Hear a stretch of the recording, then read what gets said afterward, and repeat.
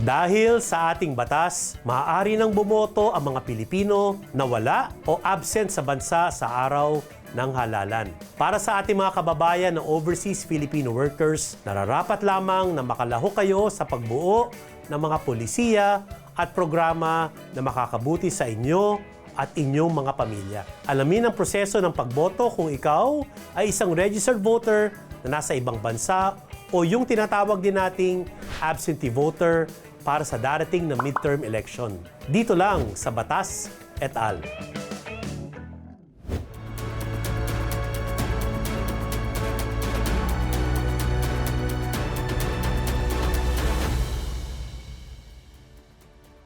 Magandang araw. Kayo ay nanunood ng Batas et al.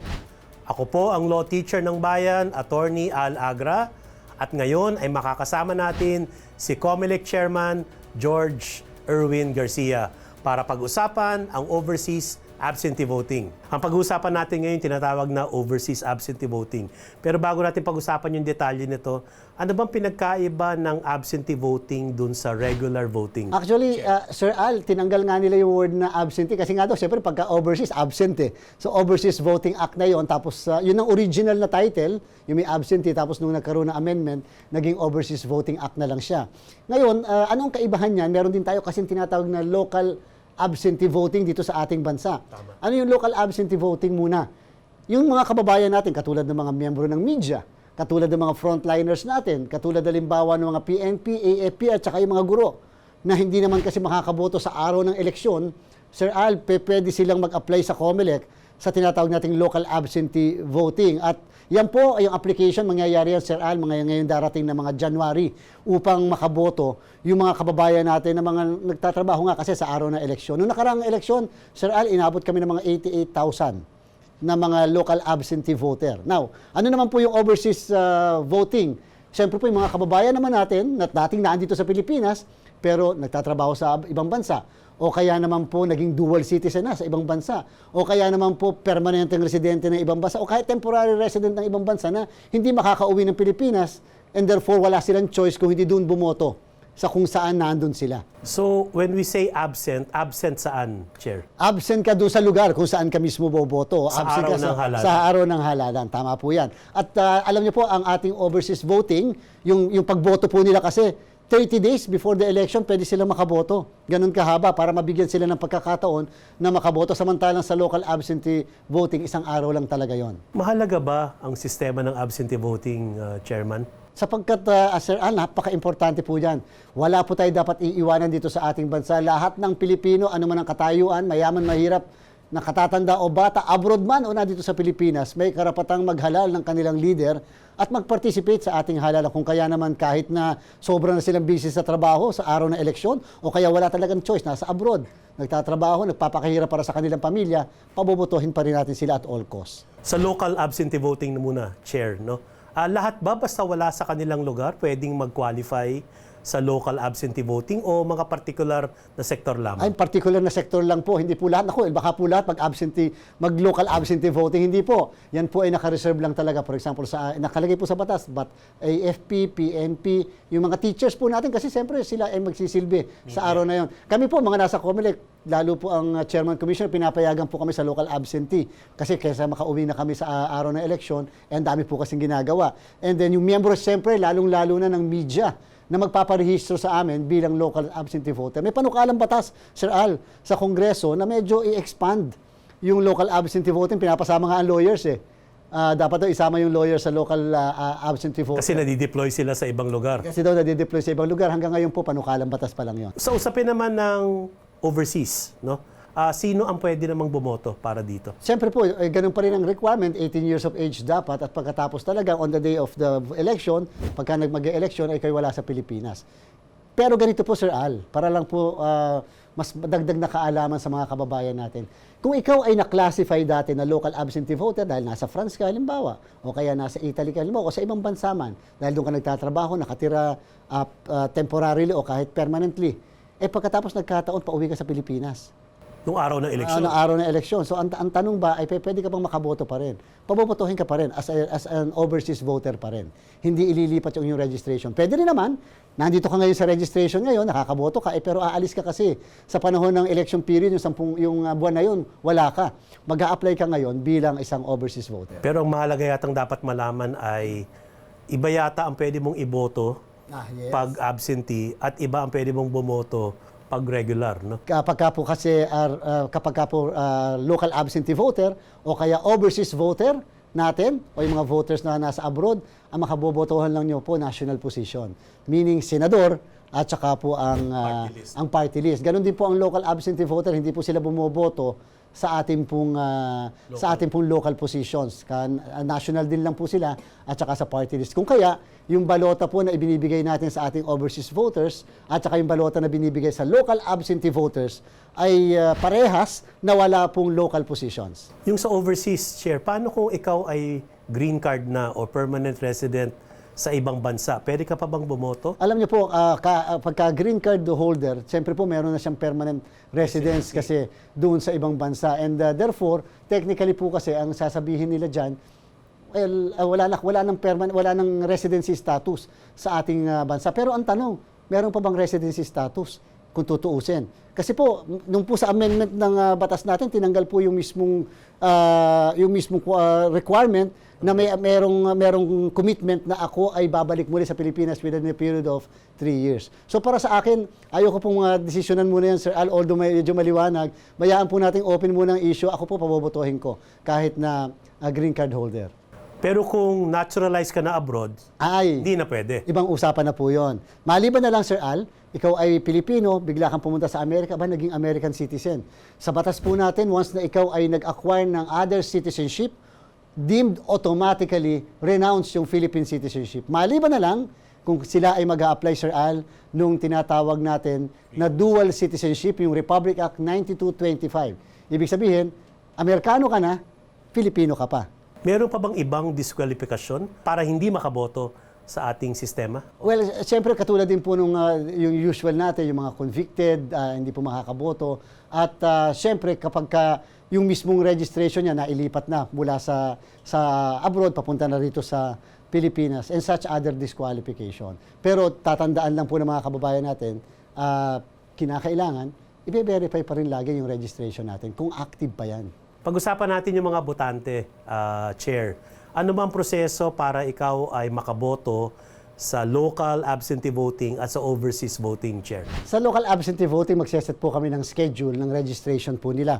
Siyempre po, kung ikaw ay miyembro ng media, kinakailangan magpatunay ka ng mga ebidensya na ikaw ay miyembro ng media, maliban sa ID mo, minsan ay nag-i-issue ng certification yung mismong media entity o outfit para sila ay magsabi na talagang sila ay miyembro ng media. Baka kasi minsan, gumagawa lang ng paraan, media-mediahan. Tapos number 2, doon sa mga miyembro halimbawa ng Armed Forces at saka AFP, usually po dinadala natin yung kanilang registration sa kanilang mga kampo para payagan po sila maka-register. Pero napakasimple lang po, basta po sila ay part noong mismong sektor na binabanggit ng batas, sila po easily makakapagparehistro. Kasi nga, doon sa very nature ng kanilang trabaho. Ngayon po, sa overseas voting, naman, yeah. Sa overseas voting, simple lang din po. Basta meron kayong Siemens book, o kaya meron po kayong yung ating pasaporte na ipapakita, yun po, ebidensya na yun para kayo ay payagan. At saka siyempre, kinakailangan patunayan na nandun na kayo talaga sa abroad, doon kayo residente, nagtatrabaho, o kaya isang citizen ng ibang bansa, pero dual citizenship ang status. Saan sila pupunta? Yung sa local, saan sila pupunta? Sa local absentee voting po, meron po tayong itatayo na registration sa mismong main office ng COMELEC at minsan po,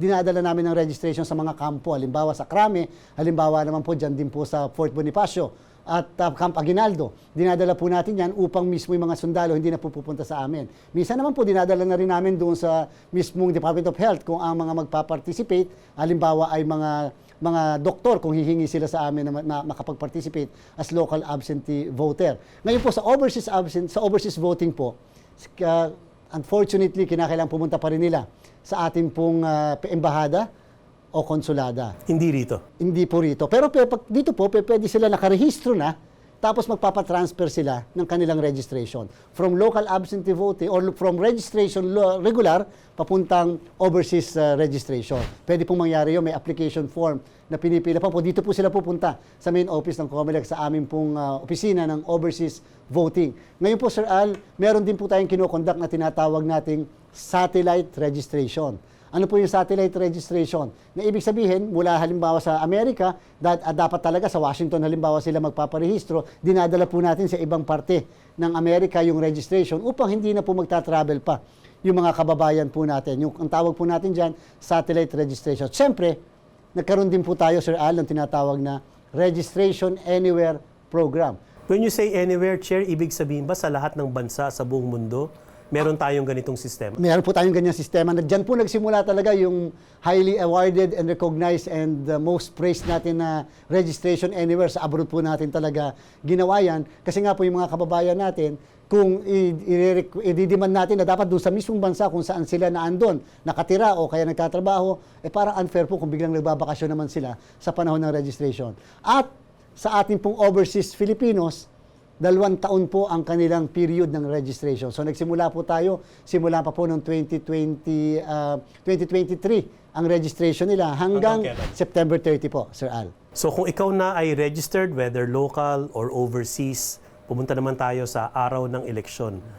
Kailan ba sila bumoboto? Before election or election day din? Para sa local muna. Opo, para sa local po natin, usually po 1 week before the election sila pinapayagan na makaboto. So yung po mga ballot boxes dinadala doon sa lugar kung saan sila pabobotohin. Yung po mga media, lalo pa yung mga Manila media or Metro Manila, doon po sa main office ng COMELEC natin sila. Nandun yung machine. Nandun po yung machine. At in fact, plano nga natin sa halip na gumamit ng balota, baka pwedeng touchscreen yung mga miyembro ng media o kaya yung mga nasa local absentee voting. Total naman, hindi naman sila ganun kadami. Ngayon po, patungkol naman po sa ating overseas Filipinos, yung mga botante overseas, yung pong botohan nila ay 30 araw. Before election. Before election. So kung election po natin ay Mayo 12, so April po ng 12 ay magsisimula na po ang pagboto nila. So may option po sila para baka yung mga nagtatrabaho, yung hindi kagad makaalis sa trabaho ay makaboto. Hindi lang po isang araw. Pero ganito po, dahil first time na gagawin ng inyong COMELEC, Sir Al, ang ating pong internet voting para sa ating mga kababayan abroad. So ibig sabihin po, makakaboto sila gamit lang ang cellphone, laptops, iPad, hindi nila kinakailangan pumunta sa embahada. Hindi nila kinakailangan, Sir Al, na sila ay padalhan ng envelope na naglalaman ng balota. Pwede na silang bumoto gamit ang cellphone. Yung mga marino natin, yung mga seafarers natin, naku, hindi na nila kinakailangan dumaong pa sa isang pier sa abroad para lang makaboto. Sa 75 post sa buong mundo ay sa pamamagitan ng internet. Ang lahat po ng post natin, Sir Al, ay 92. So meron po tayong 17 na post na hindi po tayo mag-i-internet sapagkat hindi po pumapayag yung mga bansa nila na gamitin yung mga internet services katulad ng China, Russia, halimbawa, o Iraq. Yan po ay ayaw po nilang pumayag. And therefore, pagpapadala pa rin tayo ng mga makina doon at yung mga kababayan natin doon ay boboto pa rin using the machines. Pero by January po, magsisimula po tayo ng tinatawag na enrollment. Kinakailangan i-enroll nila ang sarili nila na boboto doon sa using the internet. Anong device ang gagamitin nila? Merong authentication. Para naman sigurado yung sistema na yung bumoboto ay mismong Pilipino at yung registered voter na yan. Yung sa local, mga 1 week before, yung sa overseas, 30 days before. Pero ang huling araw ay May 12. Tama po, kinakailangan magsasabay-sabay tayo ng pagbilang ng lahat ng boto sa mga embahada natin, kahit naka-internet voting o naka-voting by mail o yung in person na kung saan nag-accomplish ng balota yung mga kababayan natin abroad, matatapos pa rin po ang pagboto ng lahat sa May 12, 2025. Chairman, kung ikaw ay nasa listahan na for absentee voting, pwede ka bang tinatawag natin ma-deactivate or ma-delist sa listahan? Ay, opo. Alam nyo, base po sa ating batas, yung Republic Act 8189, kapag po kayo 2 beses hindi nakaboto sa 2 magkasunod na eleksyon, halimbawa po nung May 2022 election, at saka nung 2019 national and local election, sapagkat siyempre nakakaboto nga lang sila para sa national positions, ay nako, ang inyo pong registration ay ngayon deactivated na. Ibig sabihin, naandyan pa rin po na isang tabi lang, pero hindi po kayo makakaboto sa susunod na eleksyon. Dapat po magpa-reactivate kayo. Apply kayo ng reactivation. Ngayon po, yung iba kasi, ay lumilipat ng mga lugar o tahanan o tirahan, okay lang po yun. Basta importante, meron pong reactivation na tinatawag. In fact, Sir Al, pwede po ang online reactivation nasa website po ng COMELEC. Hindi nyo na po kinakailangan pumunta pa sa ating embahada o sa ating mga satellite registration. Bakit? Kasi meron na po kaming biometrics nyo. So hindi nyo na po kinakailangan kung pakuhanan muli ng fingerprint o kaya ng signature o kaya yung picture ng inyo pong sarili. May deadline ba ang reactivation, Chair? Ganun din po, September 30 rin po ang reactivation natin and therefore kasabay po rin yan ng registration as a voter. Pati po yung pagbabago ng kahit anong item, dati hindi naman kayo single. Ngayon nag-asawa, ay hanggang September 30 rin po yung pagbabago ng lahat. Mensahe ninyo para sa publiko sa usapin ng overseas at local absentee voting, Chairman. Sir Ali, papasalamat tayo sa pagkakataon sa mga kababayan natin abroad o yung papunta pa lang abroad. Kinakailangan makahabol po tayo ng registration hanggang September 30 po yan. Pwede po tayong mag-satellite registration sa kung saan lugar man kayo naandun, sa ibang bansa. Pwede po doon sa ating mga embahada, konsulada, at meron din po tayong Registration Anywhere program. In fact, kahit po nandito kayo sa Pilipinas ngayon, pwede dito kayo magpa-register at kami na maglilipat ng inyong registration po. At siyempre, sana naman po, i-avail natin ang internet voting. First time po yan sa ating kasaysayan. Ipakita natin, mapagkakatiwalaan, pero makakaboto ang bawat isa. Salamat, Chair. More power. Maraming salamat po.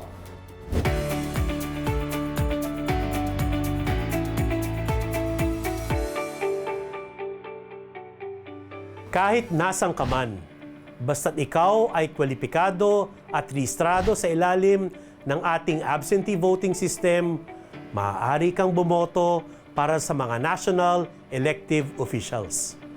Para sa darating na halalan, ang ating mga local and overseas absentee voters ay pwedeng bumoto para sa ating mga senador at party list representatives. Hindi na dahilan ang pagiging absent sa lugar kung saan boboto o pagiging absent sa Pilipinas para hindi makaboto. Maraming salamat sa patuloy na pagsuporta sa Batas et al. Ako muli ang law teacher ng bayan, Attorney Al Agra.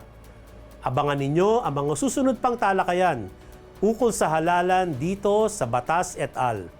Magkita-kita tayo sa susunod na linggo dito lang sa Newswatch Plus.